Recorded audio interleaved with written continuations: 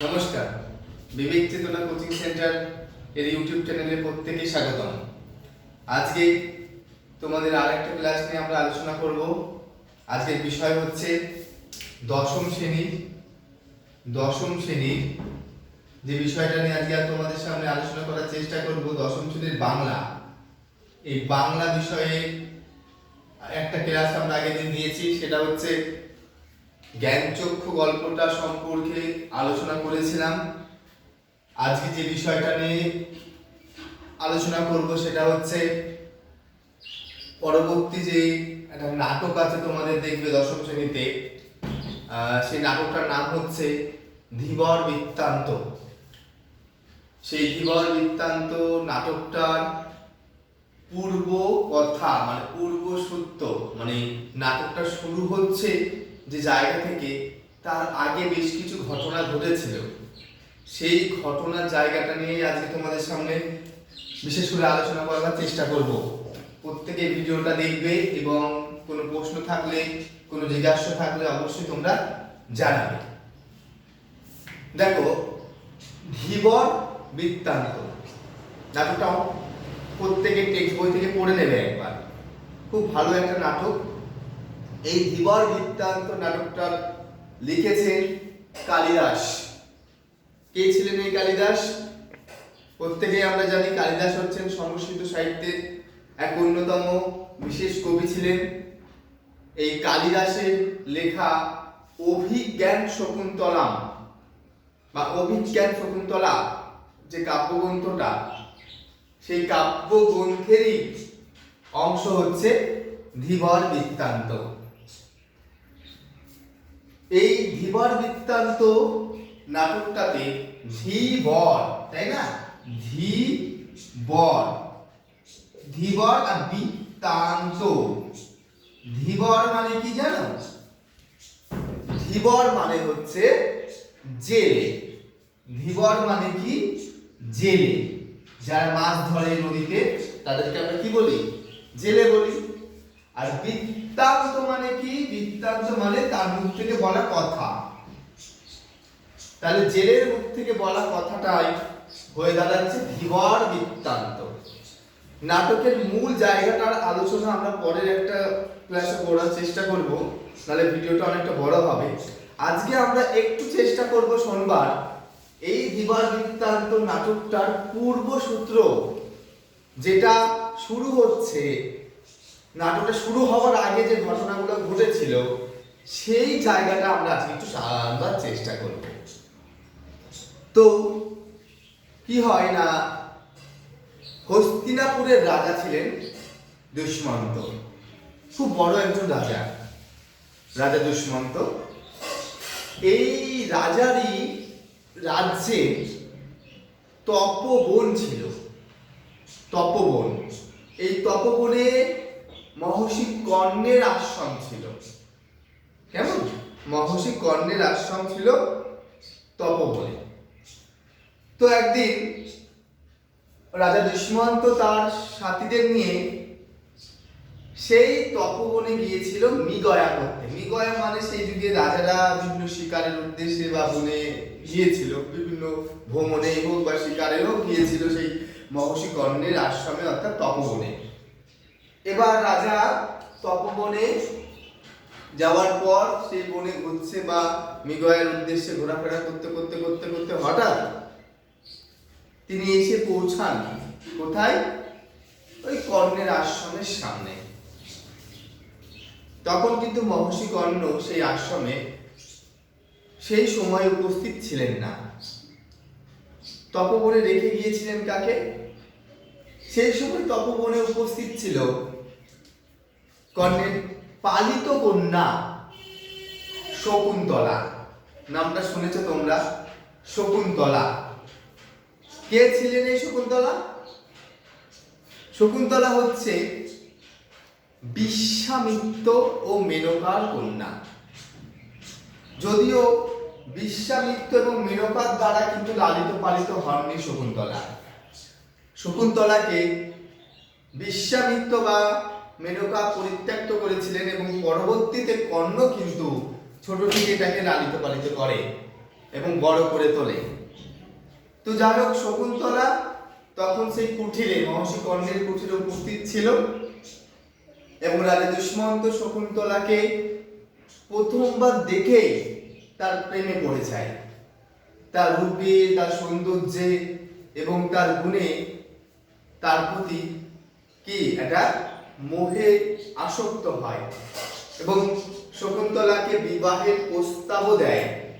তাকে বিয়ে করতে চায় এবং বিয়েও করে। শকুন্তলার সাথে রাজা দুষ্মন্তের বিবাহ হয়। কর্ণ কিন্তু ঠিক সেই সময় উপস্থিত ছিল না। যাই হোক, এর বেশ কিছুদিন পর রাজা দুষ্মন্ত তার রাজকার্যের জন্য তার রাজ্য হস্তিনাপুরে ফিরে আসে এবং শকুন্তলাকে নিয়ে আসে না, কিন্তু শকুন্তলাকে সেই তপবনেই রেখে আসে এবং এই প্রতিশ্রুতি দিয়ে আসে যে আমি শীঘ্রই ফিরে আসব। শকুন্তলাকে বলে যে আমি অতি শীঘ্রই আমি ফিরে আসব। এবার কি হয় না, ফিরে আসার এই প্রতিশ্রুতি দেয়, দিয়ে দুষ্মন্ত চলে যায়। কিন্তু দিনের পর দিন যায়, রাজা দুষ্মন্ত কিন্তু আর ফেরে না।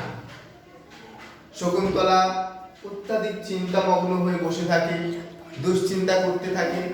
কি হলো, হ্যাঁ কি হয়, এরপর রাজা দুষ্মন্ত চলে যাওয়ার পর শকুন্তলা সেই চিন্তায় বসে থাকে।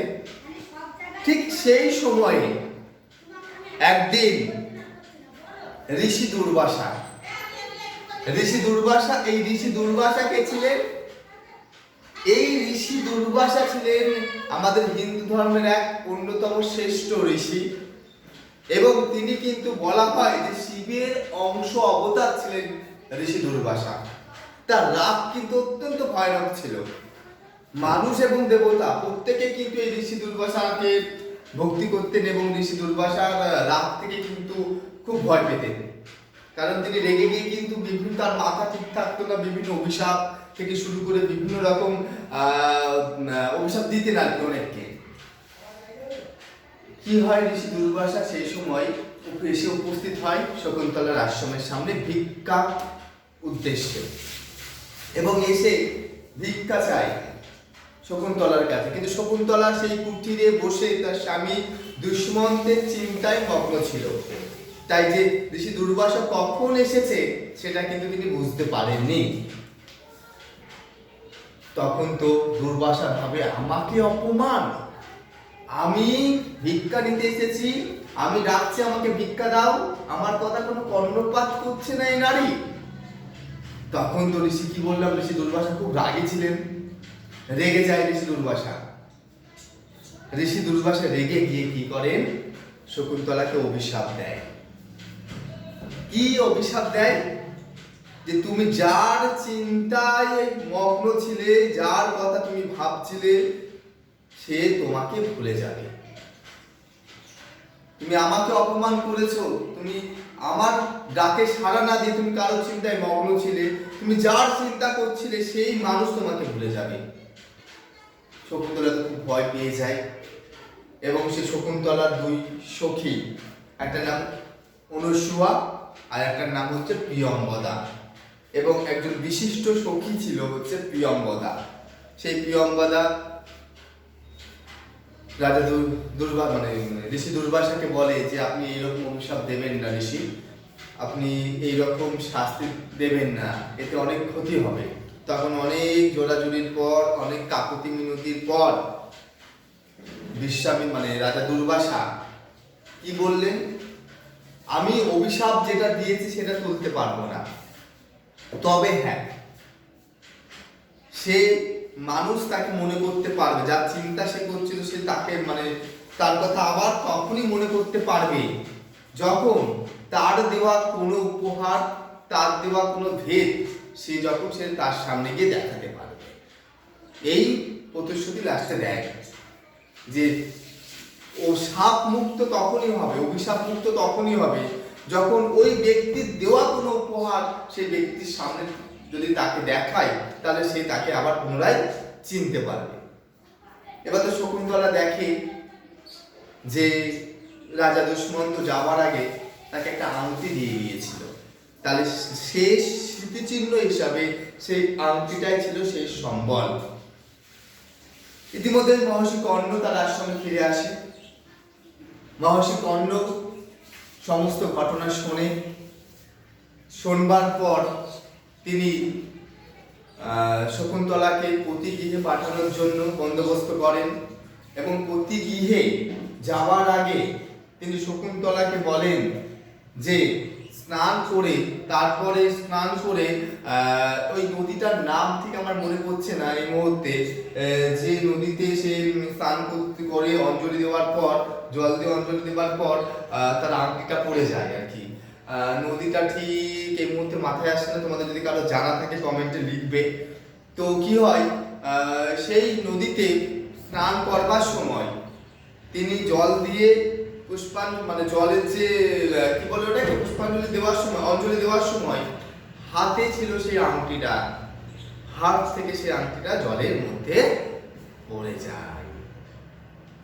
তার মানে সেই স্মৃতিচিহ্নটুকুনি তিনি হারিয়ে ফেলেন এবং শকুন্তলা সেই আংটি ছাড়া রাজা দুষ্মন্তের কাছে গেলে তার সাথে দেখা করতেই পারে না এবং তাকে চিনতেও পারে না, তাকে অপমান করে রাজপ্রাসাদ থেকে তাড়িয়ে দেওয়া হয়।